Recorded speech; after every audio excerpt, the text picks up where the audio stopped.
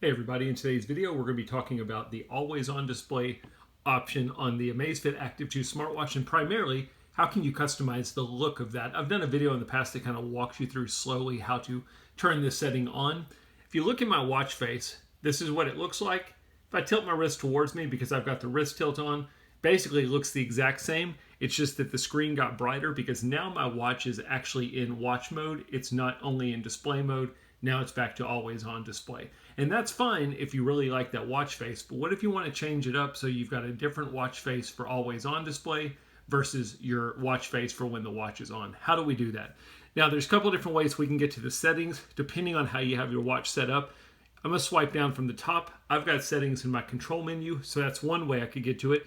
You can customize your control menu. The one thing you can't customize is settings will always be in your app listing. I press the top right button, it takes me to my apps. My apps are in list view.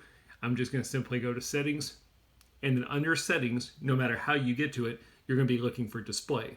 We're going to go into display. Under display, you're going to see an option for always on display. And like before, if you don't want to use this, you can simply toggle it off, toggle it on. When you toggle it on, you're always going to get that battery life warning. The more your display is on, the more battery life it's going to use. But you're going to see this section here says always on style. When I click on it, mine is set to follow watch face. So that's what we saw earlier where my always on display looked pretty similar to my watch face, but I can actually change that. I can do style selection instead. And when you do that, it lets you pick and choose what watch face you want when your always on display turns on. You'll notice the little icon under this one. It means that this one's actually customizable. Let's just choose one of these. And now I'm going to let my watch time out and we'll see what happens. Because I've chosen a different watch face, I should have a different watch face when my always on display turns on. And there we go.